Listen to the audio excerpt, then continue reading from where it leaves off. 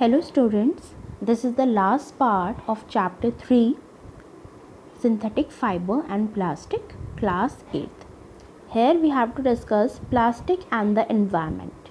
Okay, plastic कैसे हमारे environment के लिए अच्छा नहीं है वो हमें इस टॉपिक में डिस्कस करना है. This is the last topic. इस यहाँ पे हमें सबसे पहले डिस्कस करना है कि बायोडिग्रेडेबल और नॉन बायोडिग्रेडेबल चीज़ें क्या होती हैं. बायोडिग्रेडेबल चीज़ें वो होती हैं जो कि बैक्टीरियाज या फंजाई से, जो कि हमारे माइक्रो ऑर्गेनिज्म्स है, उनसे कन्वर्ट हो जाएंगी हार्मलेस चीज़ों में. जैसे कि एग्जांपल अगर मैं लूँ तो हमारे जो वेजिटेबल वेस्ट है या फ्रूट वेस्ट है वो हमारा अगर हम सॉइल में मिक्स कर देते हैं तो वहाँ पे जो बैक्टीरिया या फंजाई प्रेजेंट हैं वो उसे कन्वर्ट कर देंगे मैन्योर या आपके कंपोस्ट जिसे आप कहते हो उसमें. लेकिन जो नॉन बायोडिग्रेडेबल चीज़ें हैं वो कन्वर्ट नहीं होती, ईजीली तो नहीं होती, बहुत टाइम लेंगी या फिर बिल्कुल भी नहीं होंगी. वो कन्वर्ट नहीं होती हार्मलेस चीज़ों में. इसीलिए क्या करेंगी, वो आपका सॉइल पॉल्यूशन भी कॉज करेंगी नॉन बायोडिग्रेडेबल चीज़ें. तो यहाँ पे जो प्लास्टिक है वो एक नॉन बायोडिग्रेडेबल मटेरियल है कि वो सॉइल के साथ मिक्स नहीं होता. सेवरल ईयर्स तक अगर हम उसे सॉइल में डिग भी कर दें, सॉइल में दबा भी दें, तब भी सॉइल में जो बैक्टीरिया फंजाई हैं वो उसे कन्वर्ट नहीं कर पाते हैं. ठीक है, it takes several years to degrade them, several years to convert them. तो वो क्या है, नॉन बायोडिग्रेडेबल है.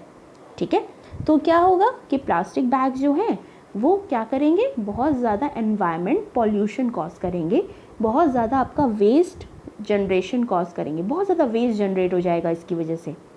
ठीक है, जो कि हो भी रहा था. इसीलिए प्लास्टिक को क्या किया गया, बैन किया गया. सिंगल यूज़ जो प्लास्टिक था उसको बैन किया गया ताकि वेस्ट जो हम प्लास्टिक से बना रहे थे, बहुत ज़्यादा वेस्ट जनरेट हो रहा था, उसको कम किया जा सके. ठीक है, तो और भी कुछ इसके एनवायरनमेंट कॉजेज़ हैं कि एनवायरनमेंट के लिए कैसे और भी तरह से हार्मफुल है.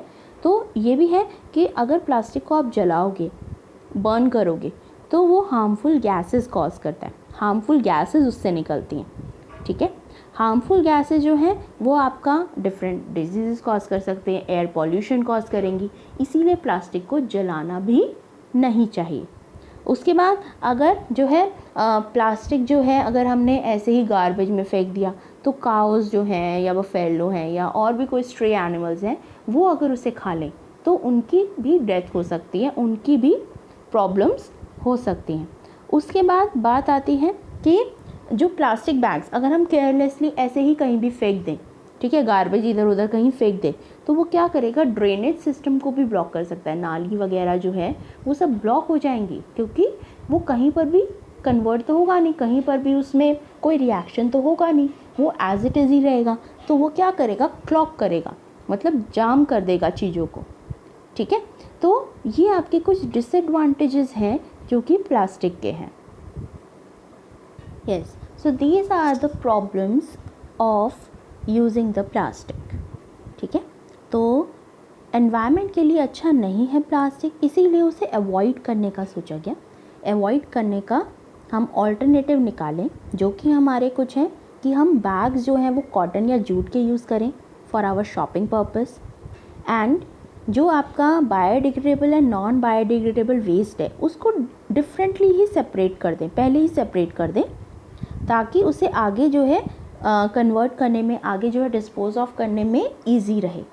And there are certain ours here which can be used in decreasing the plastic which are reduce, reuse, recycle and recover. These are very important for reducing the waste of plastic. जैसे कि reduce मतलब आप खुद ही plastic को कम use करना शुरू कर दो, राइट. रिड्यूस करना, कम करना. रीयूज़ मतलब आप उस चीज़ को बार बार यूज़ करते रहो. ठीक है, अपने ही घर में उसे बार बार जो है आप यूज़ करते रहे, आपने उसे फेंका नहीं. तो रीयूज़ का मतलब ये है बार बार उसे यूज़ करते रहना.